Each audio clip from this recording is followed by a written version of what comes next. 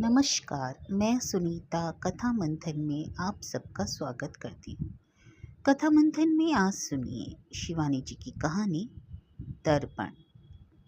शिवानी जी की अन्य कहानियाँ आपको हमारी प्लेलिस्ट से मिल जाएंगी, लिंक आपको आई बटन में मिल जाएगा। उसे शौक बस यही था, दाएं बाएं कमरे के हर कोने में लंबे चौकोर तिकोने और गोल शीशे जड़े श्रृंगारदान खड़े थे। किसी के सम्मुख वह अपनी एड़ी चुंबी चोटी को नाना प्रकार के मोहपाशों में गूंथ मुस्कुराती खड़ी हो जाती। किसी आदमकद शीशे में वह अपने सुडौल शरीर के एक एक मोहक उभार को मुग्धा सी घंटों निहारती। यहाँ तक कि कमरे की हर दीवार और छत पर भी आड़े तिरछे शीशों के त्रिकोण और षष्ठकोण बने थे। कामिनी के पिता नहरों के इंजीनियर थे और उनकी समृद्धि देखकर लगता कि हिमालय से लेकर कन्याकुमारी तक की सारी नहरों का जल प्रवाह उन्हीं के ग्रह की समृद्धि को सींचने में जुटा है। कामिनी उनकी इकलौती पुत्री थी, इसी से उसकी दर्पणों के संकल्प की इस नई सनक को भी उसके पिता हरदयाल ने बड़े गर्व से ही स्वीकार कर लिया। हमारी कमों के दर्पणों का संकलन तो सचमुच देखने लायक है, वह अपने मित्रों से कहते। उनकी पत्नी को पुत्री की ऐसी फिजूल खर्ची फूटी आंख नहीं भाती। तू घर का कुछ कामकाज भी सीखेगी या दिन रात इन निगोड़े आईनों में ही अपना चेहरा निहारती रहेगी? पर कामिनी को माँ की सीख सुनने के लिए समय ही कहाँ था। दिन रात उसकी सखियों का झमघट उसके शीश महल में जुटता रहता। कभी सब सखियों को अपनी इम्पाला गाड़ी में भरकर वह पिकनिक मनाने कहीं चली जाती, तो कभी दिन में सिनेमा के दो दो शो ही देखने चल पड़ती।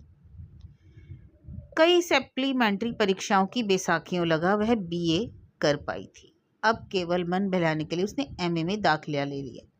इधर अपने माता पिता से कई दिन से खटकी हुई थी। दिल्ली से उसकी मझली मौसी ने एक अत्यंत सुपात्र का अता पता भेजकर लिखा था, जैसे भी हो लड़के को हाथ से न जाने दे। लड़के ने स्वयं कहीं कम्मों को देखकर पसंद किया है। लड़का किसी ऊंचे पद पर था और हरदयाल इधर लड़की की स्वतंत्र प्रकृति को बांध नहीं पा रहे थे।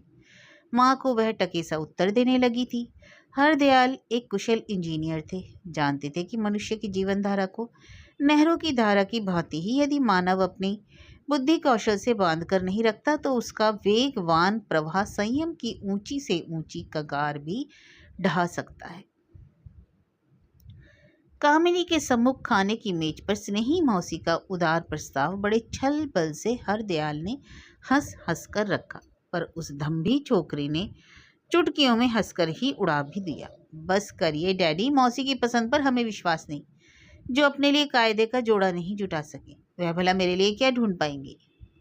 तुम्हारे वही मौसास 3,000 तनख्वाह पा रहे हैं। कामिनी की माँ चुप नहीं रह सकी। 3 लाख भी पाले फिर भी कांच की आंख के स्वामी काने ही कहलाएंगे। उस दिन जब तुम्हें बाजार जाना था और बारिश रुक ही नहीं रही थी, तब सुतली से में 7 कानों के नाम बांधने में तुम्हें 7वें काने का नाम याद नहीं आया। तब मैंने मौसा जी का नाम लिया और तुमने चट उनके नाम की गांठ बांध ली। जब घर के ही लोग नहीं भूल पाते कि मौसा काने हैं, तब दुनिया क्या भूल जाएगी? फिर विवाह के समय भी मौसी को पता था कि काने हैं। छी, मैं होती तो जहर खा लेती। वह मेज की थाली भड़बड़ाती उठकर चली गई। हरदयाल भी जानते थे कि लड़का सुदर्शन नहीं है, पर पुरुष का रूप भला कौन देखता है। उन्हें अपनी मझली साली पर बहुत विश्वास था। स्थिति काबू से बाहर जाती देखी तो उन्होंने दफ्तर से ट्रंक कॉल कर विनीता को रातों रात बुलवा लिया। लंबी चौड़ी विनीता बड़े ही प्रभावशाली व्यक्तित्व की स्वामिनी थी। उसके पति विदेशी दूतावास में फर्स्ट सेक्रेटरी थी। विवाह से पूर्व वह आकाशवाणी में से समाचार पढ़ा करती थी। इसी से उसकी वाणी में अपने सधे उतार चढ़ाव से श्रोताओं को बांधने की स्वाभाविक क्षमता आ गई थी। बड़ी पगली है तू कम्मो, उसने आते ही अपना बड़ा बटुआ सोफे पर पटक पास में बैठी कामिनी को अपनी भुजाओं में बांध लिया। मैंने लड़के को स्वयं देखकर पसंद किया है। इसी यूनिवर्सिटी का तो छात्र रह चुका है, तूने भी देखा होगा। हर कन्वोकेशन में 50 मेडलें बटोरता था।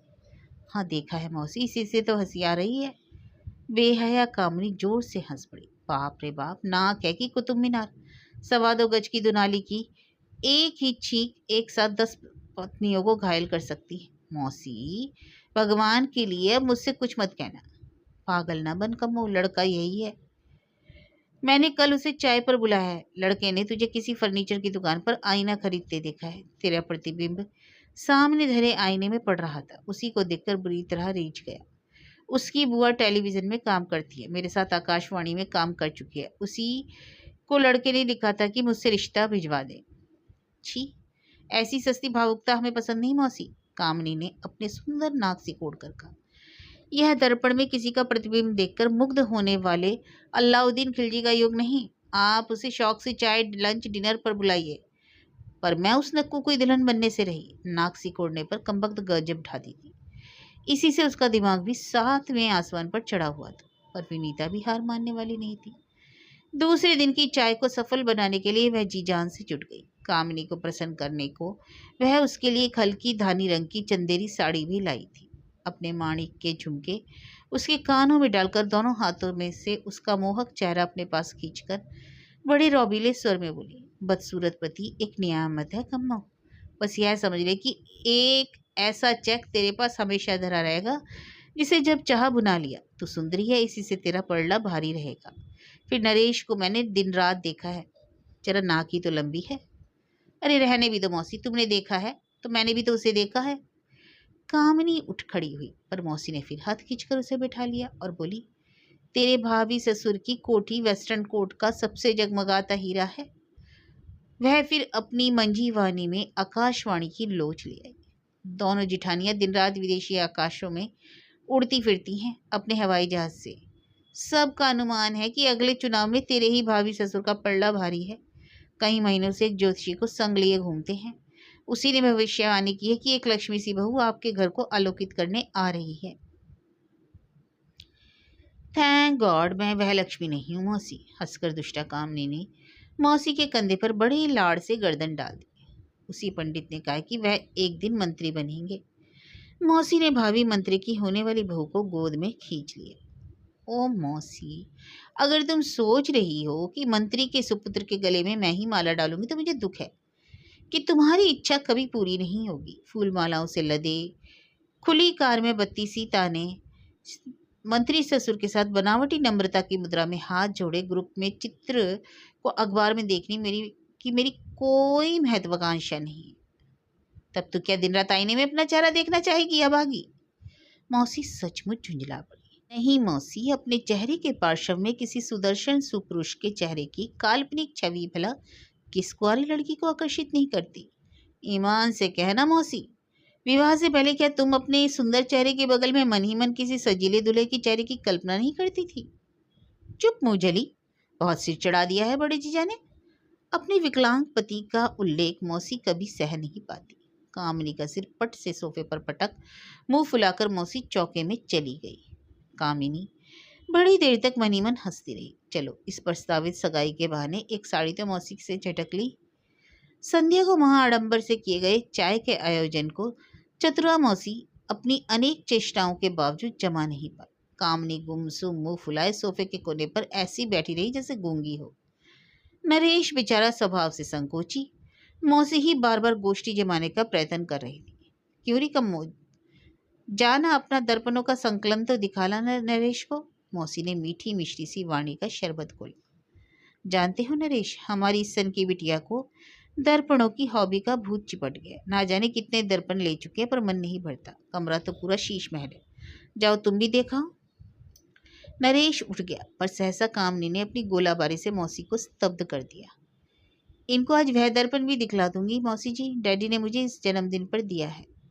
उसमें देखने वाले को अपने चेहरे का हर नैन नक्शा दुगने आकार का दिखता है ना मौसी? अपनी अर्थपूर्ण मुस्कान से उसने मौसी को अर्ध विक्षिप्त सा कर दिया। चोट निशाने पर लगी। कामनी के साथ चलने को उद्यत सौम्य युवक की लंबी नाक सिहर उठी। उसकी लंबी नाक मनहूस की भांति उसके भाग्य के साथ चिपकी चली आ रही थी। स्कूल में पढ़ने गया तो सहपाठी गजानन कहकर चिढ़ाने लगे। यूनिवर्सिटी में उसकी इसी सूंड को लेकर रैगिंग का महोत्सव बड़ी सफलता से मनाया गया, पर उसको की तेजस्वी मेधा का गंभीर्य सदैव उसका अभिद्य जिराब अख्तर बन जाता। आज विवाह का सुअवसर आया तो वही अभागी नाग फिर उसके सौभाग्य द्वार के सम्मुख चट्टान बनकर खड़ी हो गई। वह समझ गया कि किस उद्देश्य से उसे उस विशेष प्रकार के दर्पण के सम्मुख ले जाया जा रहा है। अनेक सजे धजे कमरों को पार कर वह मरे मन से स्वयंवरा के शीश महल में पहुंचा और सक पकाकर खड़ा रह गया।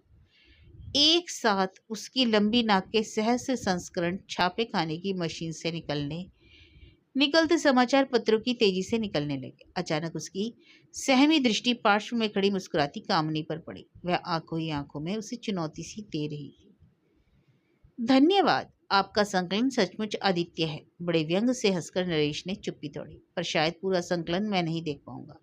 अभी अभी मुझे ध्यान आया कि मेरा एक बहुत पुराना मित्र इसी गाड़ी से आ रहा है, मुझे क्षमा कीजिएगा। बिना उत्तर की प्रतीक्षा किए वह तेजी से पिछवाड़े की द्वार खोल बिना किसी से मिले चला गया। कामिनी अकेली ही सिर झुकाकर गोल कमरे में पहुंची तो सबने एक साथ ही पूछा, अरे नरेश को कहाँ छोड़ाई कम्मो? उन्हें अपने किसी मित्र को लेने स्टेशन जाना था, चले गए। मौसी का माथा ठनका। कम्मी के दम्भी उद्दंड स्वभाव से तो वह परिचित थी। हो ना हो छोकरी ने ही कुछ कह दिया हो। अरे कम से कम एक प्याला चाय का तो पिला ही दिया होता।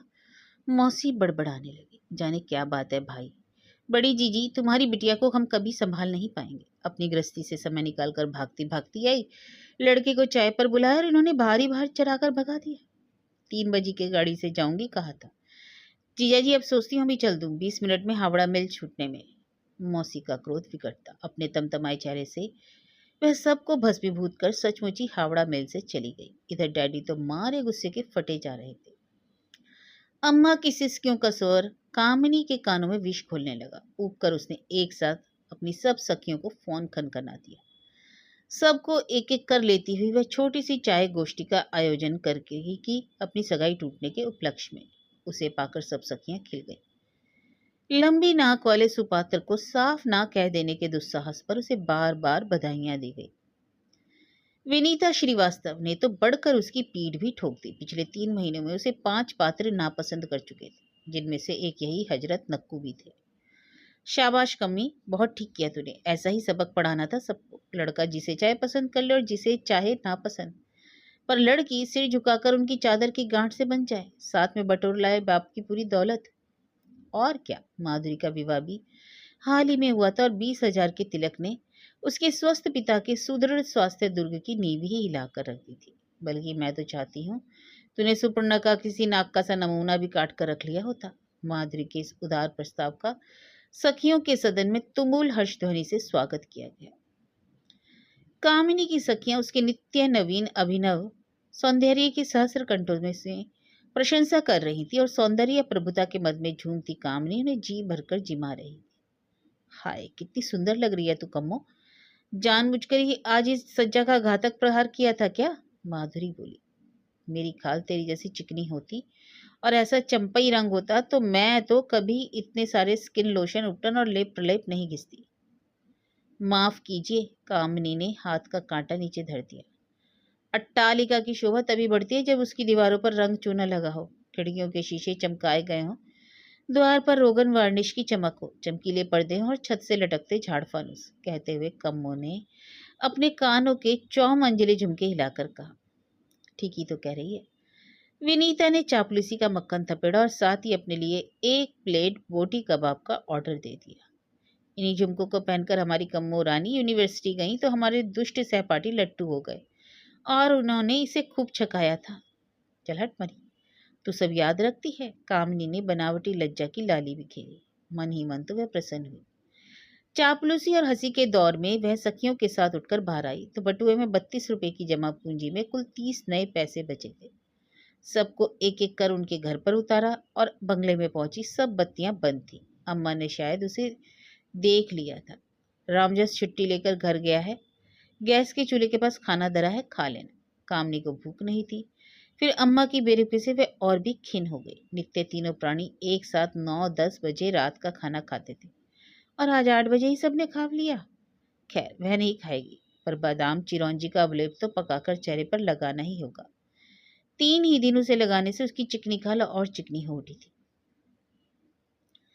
उसने गैस का चूल्हा जलाया, अवलेप पकाया और आंचल से गरम कटोरी पकड़कर कमरे की ओर चल दी। उसी क्षण जिस चीनी पारदर्शी गुलाबी साड़ी ने उसके सौंदर्य में 4 चांद जड़ दिए थे, अचानक उसके सौंदर्य कोश को किसी बर्बर क्रूर शत्रु की भांति लुटकर रिक्त कर दिया। आंचल में लगी नन्ही लपट को वह देख नहीं पाई। कमरे में पहुंचने तक तीव्र हवा के झोंकों ने उसे लपटों की चिता में घेर लिया। न वह चीख पाई, न लज्जावश कपड़े ही खोल पाई। छटपटाती और आतिशबाजी की चरखी सी घूमती कामिनी को पहले हरदयाल ने देखा, फिर चीख मारकर अम्मा आ गई। देखते ही देखते पूरा पड़ोस जुड़ गया। कपड़े चीरे गए, कंबलों में लुढ़काया गया, पर सौंदर्य प्रसाद फूक गया था। रह गया था खंडर। एक आंख जलकर बाहर लटक आई थी, निचला होठ बुरी तरह जल गया था। जो दाढ़ी सी दंत पंक्ति मुनियों का मन मोह सकती थी, अब दिल बहलाने लगी। 3 माह तक अस्पताल की विभीषिका में उसका सीमित परिवार गहन अंधकार में डूबकर रह गया। चाहने पर भी माता पिता प्राणों से प्रिय इकलौती के प्राणों की भिक्षा नहीं मांग पा रहे थे। क्या लेकर जिएगी वह लाडली अप्सरा, जो नित्य नवीन दर्पणों में अपना चेहरा देख देख कर नहीं अगाती थी, अब क्या देखेगी। मैं तुम्हें बॉस्टन ले चलूंगा बेटी, बड़े साहस से हरदयाल बीमार पुत्री के पलंग की पाटी के पास झुककर कहते। वहां स्किन ग्राफ्टिंग अधूरा वाक्य ही उनके कंठ में सहसा सिसकी बनकर अटक जाता। असहाय रुग्णा पुत्री का विभत्स चेहरा उन्हें चुनौती दे उठता। हरदयाल ने अस्पताल में भी पुत्री को बड़े शासन में बांध लिया। मिलने आने वाले ने उन्हें बाहर से ही टरका देते।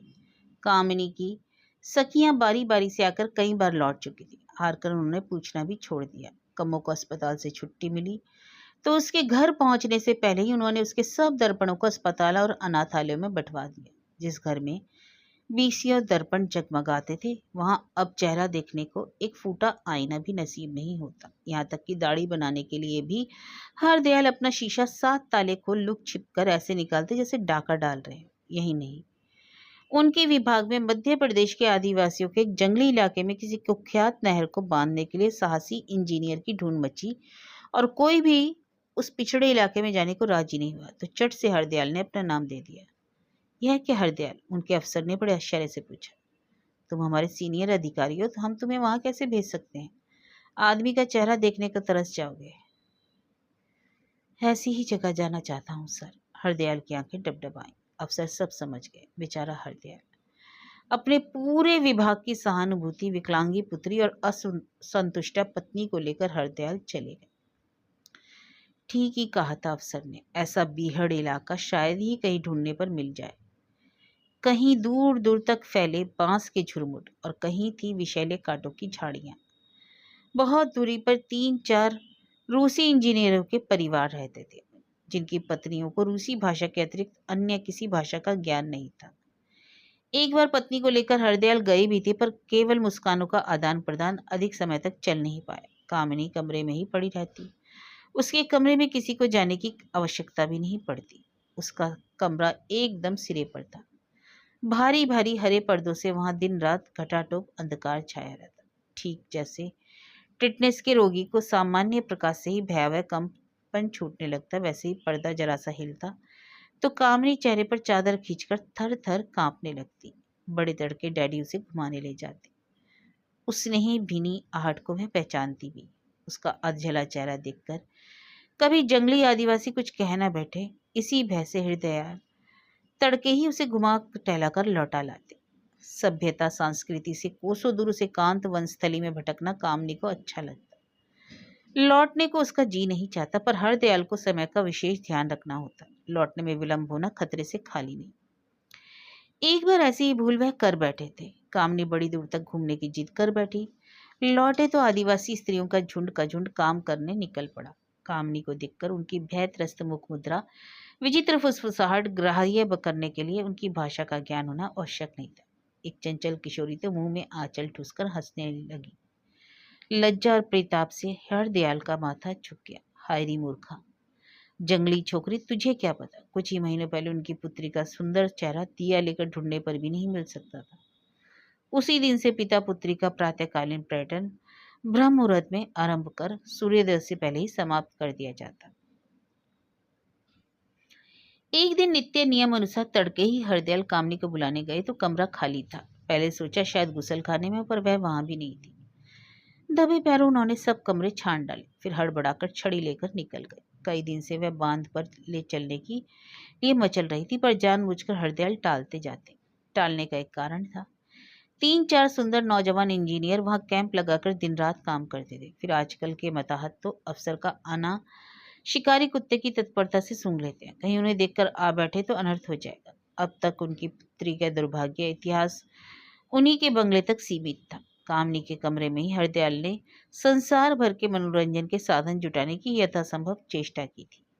एक से एक पत्रिकाएं, रेडियोग्राम, रिकॉर्ड प्लेयर, सब कुछ ही तो था, पर कामनी क्या एक भी पत्रिका के पन्ने उलटकर देखती थी? उसका यौवन अकाल मृत्यु को प्राप्त हो गया था, और अकाल मृत्यु को प्राप्त युवा प्राणों के प्रेत को क्या कभी शांति मिलती है? आज कहाँ ढूंढेंगे उस भटकती आत्मा को? बेचारी लड़की, इस उम्र में क्या पिता के साथ घूमना अच्छा लगता है? ऊब गई होगी, हो ना हो निश्चय ही बांध की ओर गई होगी। अनुमान ठीक था। नहर के पास ही एक बड़े से पत्थर पर मूर्ति सी कामनी बैठी थी। दोनों पैर नहर में लटकाए कामनी ही तो थी। नहर की कच्ची कगार पर भला ऐसे कौन बैठता है? अभी 2 माह पूर्व एक मजदूरन गारे की टुकड़ी सहित इसी कगार से नीचे फिसल कर बह गई थी। उसी दिन से यह ऊंची चट्टान धर दी गई थी। एक लाल नन्ही खतरे की झंडी भी तो फहरा रही थी वहां। फिर भी कामनी वहीं जाकर बैठ गई। कामिनी, यहाँ कैसे पहुंच गई बेटा? देखती नहीं खतरे की झंडी लगी है? चिंतातुर हरदयाल ने बड़े चातुर्य से बातों में बांधकर पुत्री को हाथ पकड़कर पीछे खींच लिया। आपने मुझे यहाँ ढूंढ लिया डैडी? वह हंसी। साथ ही उसके जले गाल का अर्धचंद्रा बना घाव भी हंसने लगा। खतरा जब आता है लाल झंडी हिलाकर नहीं आता डैडी। क्या कह रही थी यहाँ?